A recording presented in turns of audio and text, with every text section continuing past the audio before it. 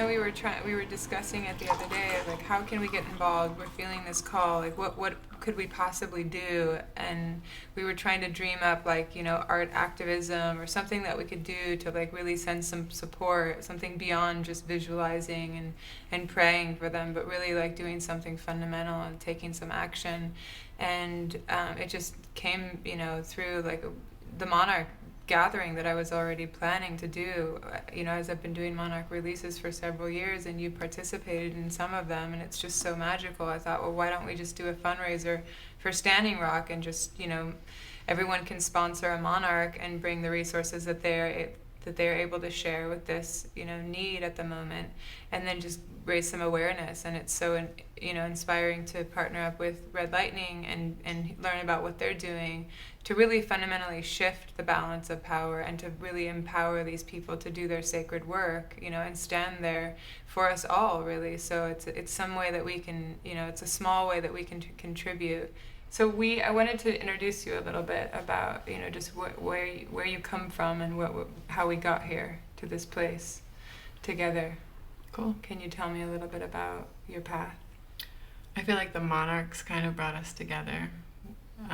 My grandparents being biologists and being there in Mexico as they were discovering the place that the Monarchs go to every year. But just the idea that when the caterpillar creates the chrysalis, it liquefies who it was in order to consume the energy of what it was. And that's how it's able to transform into the next permutation of itself. When I think of what they do, that liquefaction, it connected me to that place that I think many of us have been, where we don't see the future from where we are. We don't see things getting better. We just see a wall. That place of despair, of the lowest you can go, that you can't even imagine until you've been there. It puts me in contact with my experience of hopelessness and despair at the end of the road of the life form I've been. And that's what I feel like the Monarchs show me, is that willingness to completely abandon whatever they've known, whatever they've been. It's not sustainable. Like, they get to a point where they're so big they have to change. In a sense, like they've come to the end of that process. Mm-hmm. I guess it's just this idea of like transformational power and metamorphosis and like rising above everything that's known. And for me, in working with the Monarchs, they've really guided me back into, my native blood and the heritage that I've had. And I've become more close to and living with nature and practicing more sustainable sacred practices, and really understanding that this is something that my ancestors envisioned for me, and understanding that, through the generations, Leela is 7th generation from my great-great-great-grandmother, who was an Iroquois Seneca princess. I was born into a family that was extremely chaotic in a sense. My parents had several children. I was the third, and I was like the indomitable spirit, and I was the first one of those that they'd had. And my mom had my sister before my brother, my sister, and then me, and she said, oh, they come in different flavors. She thought that like every girl would be the same, but I was very different. I was extremely independent, and I also was very resistant to any of the techniques that they were using to try to control me.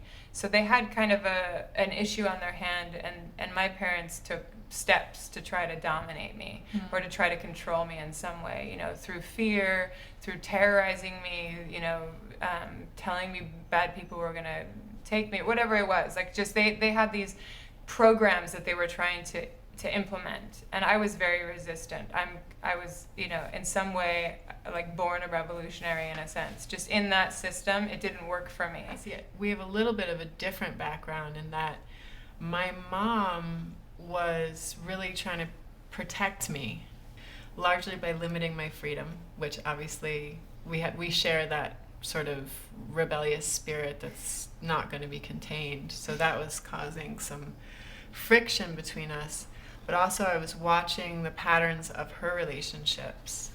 And I think something that really was helping me was that I was keeping a journal. And so I was able to reflect on my own behavior in my relationships. That really helped me too. That was kind of the beginning.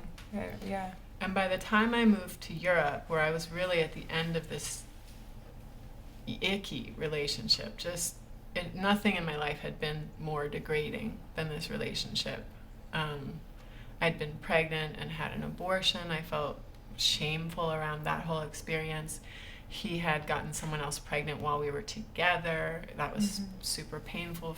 And I remember being on the phone with my dad, and I was so at the place of wishing for self-annihilation that I didn't know what to do and who to turn to, and I didn't feel like I had anyone I could talk to about the way I was feeling. I felt like if anyone knew how suicidal I was, how many times a day I was thinking of stepping in front of a bus or jumping off a balcony, that that was so shameful also. But my dad, luckily for me, had always been kind of emotionally neutral. Well, in certain ways at least. He was able to process, we could have conversations about drugs or about sex that were very neutral. He wasn't activated. We didn't talk that much, but on one phone call from my bedroom in Paris, I just went for it, and I told him the whole thing. Told him the embarrassing revelation that I wasn't a good person, and that I didn't treat people well, and that I looked back over my whole life and I just saw where I had been a liar, and where I had been not authentic, and where I had done what I needed to do to get what I needed, even at the expense of other people. And I just felt like I should die. He listened, and I was clearly really upset. And at the end of what I said, he said, "Well, it sounds really good. Sounds like a good place to start." And I was just blown away. I did not expect that sounds good when I'm talking about feeling suicidal. But he understood that it's painful to come to clarity about a situation that's not sustainable. And so he was honoring my place of pain and saying, don't worry about where you are. Where you are is a good place to be. Just keep going from there. And that really gave me courage. You mentioned also the journaling. Do you still journal? I don't.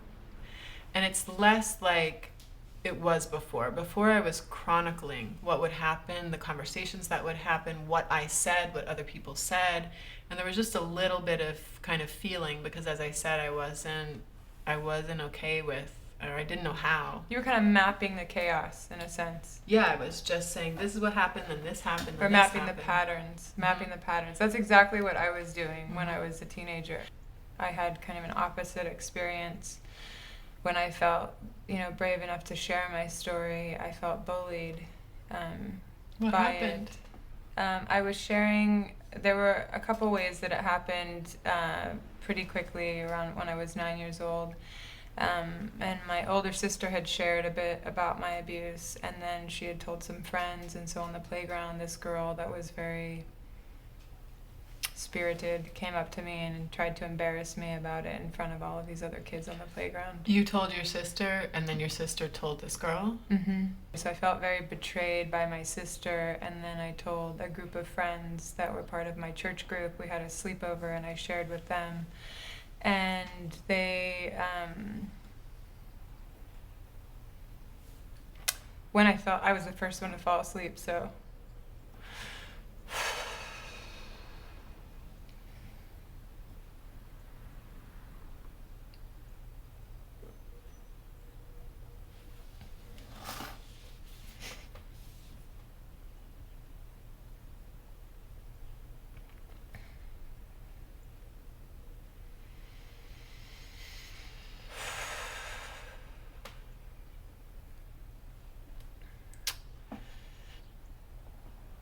My family knew of all of the abuse, so I had siblings to discuss it with, but this was my first time sharing it with any friend or anyone outside of my family. My grandparents didn't even know.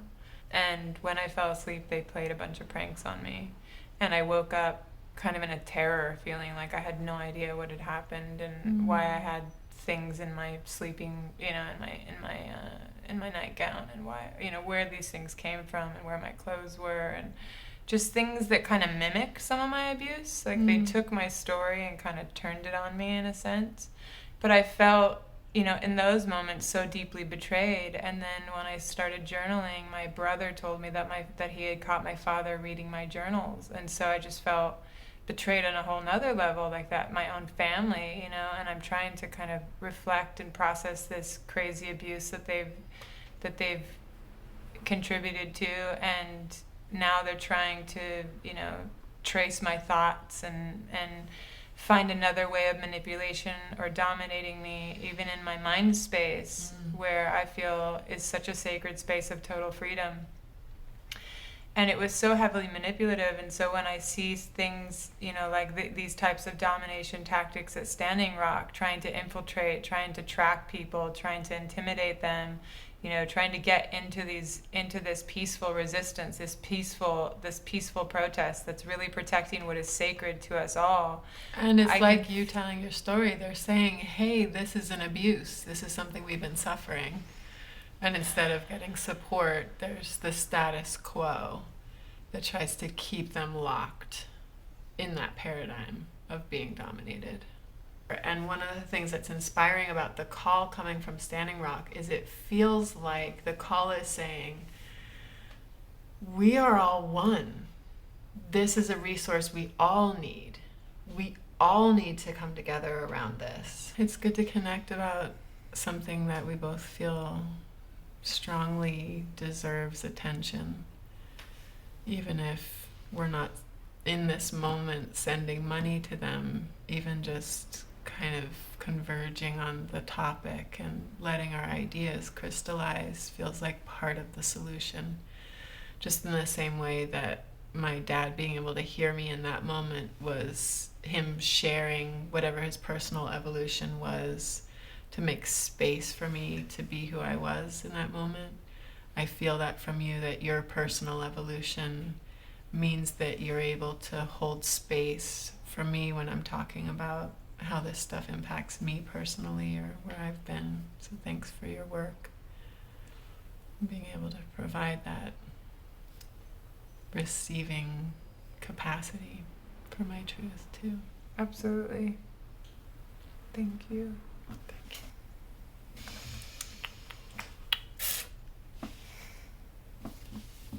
you. Are we done?